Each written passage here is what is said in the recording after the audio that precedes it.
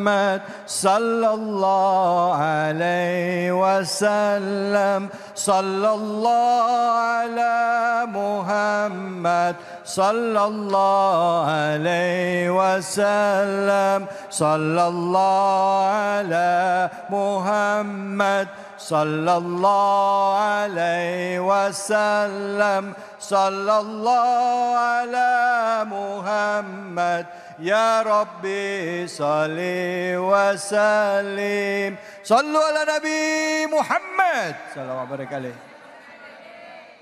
Bismillahirrahmanirrahim. Kita lanjut ngaji surah Al-Jumu'ah insyaallah ayat ke-7 dan 8. Allah Subhanahu wa taala berfirman, ibu-ibu, wala yatamannawnahu abadan bima qaddaman aydihim wallahu alimun bizzalimin.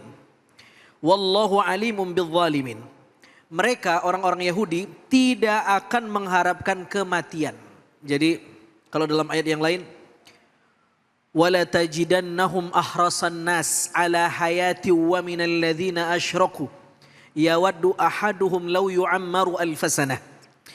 Ada orang-orang, dalam konteks ini orang Yahudi, mereka begitu tamak terhadap kehidupan. Maunya hidup lah, hidup tidak mati-mati. Bahkan Al-Quran mengatakan law yu'ammaru alfasanah.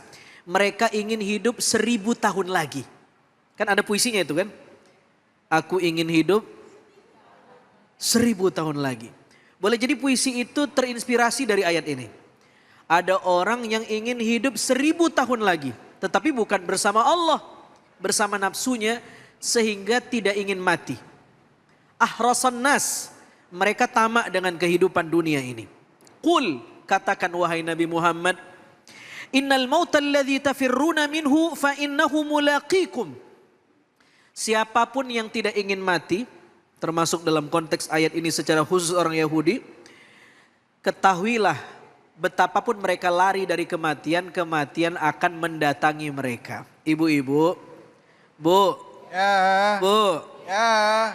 jadi mati itu bukan untuk ditakuti, tetapi untuk dihadapi dengan persiapan amal soleh. Karena mati dan hidup itu sunatullah, satu paket. Kata Al-Quran, Allah menciptakan khalaqal mauta wal hayata liyabluwakum ayyukum ahsanu amala.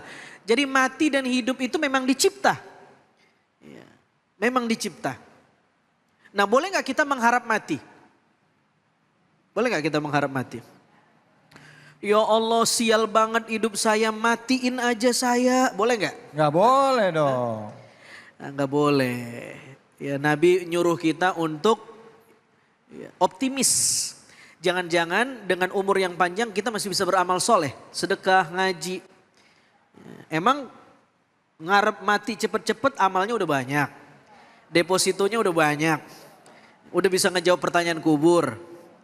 Nah, betapapun demikian, kalaupun kita ingin mati, ada orang yang memang ingin mati, Bu. Tetapi triggernya bukan masalah. Tapi ala isyik, cinta dengan Allah. Sebagaimana Nabi SAW ketika ingin meninggal dunia, Nabi mengatakan, ilar rafiqil a'la, kata Nabi. Aku ingin bertemu dengan kekasihku yang maha luhur. Mau dikasih obat kayak gimana pun, ilar rafiqil a'la. Dan itu gak bisa dibuat-buat. Itu namanya ahwal, kondisi kejiwaan orang soleh. Seperti Bilal bin Rabah ketika ingin mati dia mengatakan, Fuztu wa rabbil Ka'bah. Aku ingin bertemu dengan Tuhan yang punya Ka'bah ini. Jadi ingin. Nah, jadi kalau triggernya adalah cinta, itu gak bisa dibuat-buat. Boleh. Nah, Nabi memfasilitasi kita satu doa. Doanya begini banget. Bagus. Allahumma ahyini makanatil hayatu khairan li wa tawaffani idza kanatil wafatu khairan li. Artinya begini, Bu. Ya Allah, hidupin saya jika hidup lebih baik buat saya. Wafatin saya jika wafat lebih baik untuk saya. Masya Allah. Assalamualaikum. Waalaikumsalam. Ustadz gimana doanya Ustadz? Ulangin Ustadz. Allahumma Sama-sama. Allahumma ahyini ahyini makanatil hayatu makanatil hayatu khairan li. khairan li. Wa tawaffani Wa tawaffani idza kanatil wafatu idza kanatil wafatu khairan li. khairan li. Karena ibu udah berdoa, mungkin ada yang aminin tadi. Amin. Kok jadi takut sih? Itu kan doanya bagus. Ya, betul. Kita kan nggak tahu, jangan-jangan hidup kita emang nggak baik. Jangan sampai kita nyusahin orang gitu ya Betul. Ustaz ya. Betul. Lebih-lebih buat nasib kita di akhirat. Allah yang tahu. Maka ada doa Abu Bakar As-Siddiq bagus juga. Kata Abu Bakar As-Siddiq, ya Allah matikan aku saat aku di puncak kesolehan. Allah. Ya kan? Kita udah soleh banget, nggak mati. Ya. Lagi buat maksiat banget, dicabut. Naudzubillah min. Doanya Abu Bakar As-Siddiq, ya Allah wafatkan aku dalam momen di mana momen itu aku berada di puncak kebaikan. Ya. Masya Allah. Ada orang lagi sholat, wafat. Lagi dengerin ceramah, wafat. Lagi nyender di pengajian, Wafat. yang nyender coba agak majuan. Lagi nge-host. Lagi nge-host, lagi ceramah, Allah. lagi ngaji, wafat. Allah. Coba kalau lagi karaokean, lagi nyawerin biduan, wafat. Kan gak enak Bu. Ditanya terakhirnya ngapain? Lagi nyawer. Ya. Lagi cari uang kecil kagak ada, nuker dulu katanya, wafat. Allah. Masya Allah. Ada satu doa lagi. Ini banyak doa nih. Ya Allah. Ibu-ibu kan sukanya doa. Ya. Allahumma la tada'ni La tada'ni fi fi ghamrah ghamrah wala wala tu'akhidni tu'akhilni fi fi ghirrah. girrah. Ya Allah, Ya Allah, jangan biarkan aku jangan biarkan aku tenggelam tenggelam dalam kelalaian. dalam kelalaian. Dan jangan cabut nyawaku Dan jangan cabut nyawaku dalam keadaan mendadak. dalam keadaan mendadak. Keren tuh doa. Amin. Ini doa dari Siduna Umar ibnul Khattab. Kalau Abu Bakar As-Siddiq radhiyallahu taala anhu wa ardhah minta supaya diwafatkan dalam momen yang paling soleh, Umar bin Khattab melengkapi, jangan cabut nyawa kita mendadak dalam keadaan kita nggak siap dan ketika kita lalai. Nabi mengatakan ciri-ciri hari kiamat, banyak orang yang nanti matinya mautul fujaah. Apa itu Ustaz? Mati mendadak. Allah. Makanya yang kaget-kaget bahaya nih, hati-hati. Mautul fujaah artinya mati Dadak. mati mendadak. Ya nggak tahu ya, mungkin virus juga kali ya. Iya. Di akhir zaman banyak virus, mautul fujaah. Tetapi begini, saya punya penafsiran yang lebih, saya kira lebih bersifat spiritual. Mati mendadak itu bukan momennya tapi ahwalnya, kondisi rohaninya. Ada orang yang kita lihat mati mendadak, pesawat jatuh. Atau tiba-tiba jantungan, pecah pembuluh darah, mati. Orang menyebutnya mautul fujaah. Oh dia matinya mendadak, lihat bininya, sedih bener ngelihat dia. Kayaknya gak siap banget, misal. Tetapi dalam pandangan saya bukan itu mati mendadak. Mati mendadak itu adalah mati yang orang itu punya hati tidak pernah kenal dengan Allah. Allah. Begitu datang ajalnya mendadak. Ketemu Allahnya pas sakaratul maut. Orang yang rajin ngaji, rajin baca Quran, rajin zikir, hatinya hudurul qalbi, hatinya terkoneksi dengan Allah. Meskipun momennya mendadak, tidak disebut mautul fujaah. Tidak disebut mati mendadak, momennya mendadak. Tapi yang di sini kan tidak mendadak karena sudah dilatih. Tadi dilatih sama Ustadz David. Ya. Subhanallah, la ilaha illallah. Dilatih itu zikir. Ya. Lama-lama kenal, kalau sudah kenal tidak mendadak. Nah orang yang kagak pernah kenal lagi sehat sama Allah, meskipun matinya gak mendadak. Sakit dulu 10 tahun, tapi tetap gak sholat.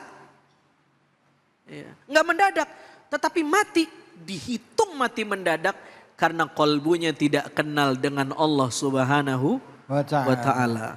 Mudah-mudahan kita tidak seperti orang Yahudi yang dibicarakan dalam ayat ini. yang takut dengan mati, tidak mengharapkan mati. Mudah-mudahan kita bisa mempersiapkan kematian dan dijemput dalam keadaan husnul khatimah. Amin ya rabbal alamin. Bu, matinya mau mati mendadak apa bilang-bilang? Nah, memang ada mati bilang-bilang. Nggak ada ya. Mati itu datang kapan saja. Cuman maksudnya tadi mautul fujaah ya Ustaz ya.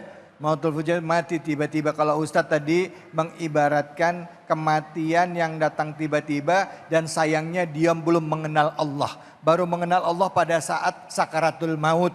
Baru dia ketemu Allah, baru dia nyesel, baru dia tobat. Ada yang kayak begitu ada? Mau begitu mau?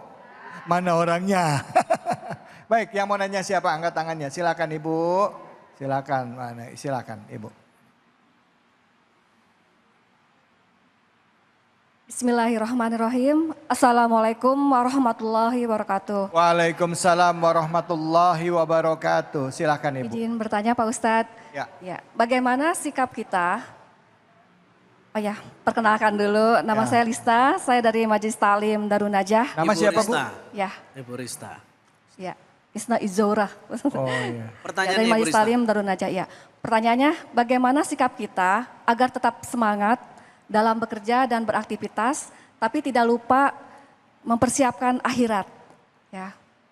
Mohon penjelasannya Pak Ustadz. Ya. Wabillahi taufiq wal hidayah. Wassalamualaikum warahmatullahi wabarakatuh. Waalaikumsalam warahmatullahi. Kita mesti sadar bahwa dunia ini adalah mazra'atul akhirah. Dia adalah ladang, lahan untuk akhirat kita. Orang tidak mungkin mendapatkan akhirat yang baik jika dia tidak nanam di dunia. Jadi dunia itu adalah makanuz zara', tempat nanam. Akhirat adalah makanul hasad, tempat manen. Jika orang mau manen kagak pernah nanam, nggak bakalan bisa. Namanya halu. Nah, bagaimana biar kita semangat terus? Nanam. Nanamnya dengan apa? Dengan amal soleh. Amal soleh itu jangan hanya diartikan ritual saja. Ibu kerja itu juga ibadah. Ibu membantu orang itu ibadah. Ibu bekerja secara profesional itu ibadah juga. Berbuat baik ibadah, jujur ibadah. Mungkin yang ibu rumah tangga di rumah nyapu, melayani suami, mendidik anak, itu juga ibadah. Yang suami ngasih uang belanja ke bini, Ibadah. Wajiban. Saya belum jawab udah disembur, gagap saya. Ya. Yang ngasih uang belanja ke bini banyak, ibadah Bu, benar gak Bu? Yang ngasihnya dikit, ibadah juga, cuman rada kecil ngomongnya. Jadi semua ibadah. Ibadah adalah semua yang menekan nafsu dan menjemput ridho Allah, namanya ibadah. Minum itu kan aktivitas biasa. Ya. Begitu minum saya niatkan supaya saya punya tenaga, semangat dengerin pengajian. Amrul mubah yasirul kurbah bin niyah. Perbuatan biasa menjadi luar biasa karena niatnya juga luar biasa. Itu kata kuncinya. Jadi ibu kalau ngaji jangan cuma niat ngaji. Sedikit pahalanya. Niatin silaturahim. Niat ketemu orang soleh. Niat ketemu saudara semuslim. Niat banyak niatnya. Dan dapat pahala yang banyak. Insya Allah. Masya Allah. Bu, udah terjawab. Jadi gimana kuncinya supaya kita nggak cuma mikirin dunia. Apa Bu? Jadikan setiap pekerjaan dunia kita amal soleh kata Ustadz ya. Kerja niatin lillahi ta'ala karena Allah, insya Allah jadi ibadah. Cari uang keluar rumah niatin lillahi ta'ala jadi amal soleh, jadi ibadah. Ngurus anak di rumah niatin lillahi ta'ala, nggak pakai ngomel, nggak pakai ngedumel, insya Allah lillahi ta'ala jadi amal soleh. Bu, gimana mau dapat pahala? Udah siap? Ragu-ragu ini jawabnya. Siap nggak siap saya bilang ya. Kullu nafsin dha'iqatul maut. Setiap yang bernyawa pasti akan menghadapi kematian. Akan bertemu dengan akhir, akan bertemu dengan maut. Yuk kita siapin diri kita. Tapi kita akan bahas lagi lebih dalam ya. Masih dengan surah Al-Jumu'ah. Kenapa kita angkat surah Al-Jumu'ah? Karena Al-Jumu'ah ini adalah surah yang membahas tentang bagaimana kita sebagai hamba Allah harus membersihkan diri kita. Ada rambu-rambu yang harus kita jaga. Quran itu harus diamalkan. Kitab Allah harus diamalkan. Jangan cuma dibaca, apalagi cuma disimpan doang. Dan akhirnya kita umat Islam ada satu hari yang namanya hari Jumat. Ya, hari Tuhan kita. Ya, tadi apa namanya? Sayyidul Ayam, ya, yang paling mulia. Siapkan diri kita untuk beribadah di hari itu, ya, lillahi ta'ala, untuk membersihkan diri. Kita lanjut lagi hanya di sini, di Cahaya Hati Indonesia.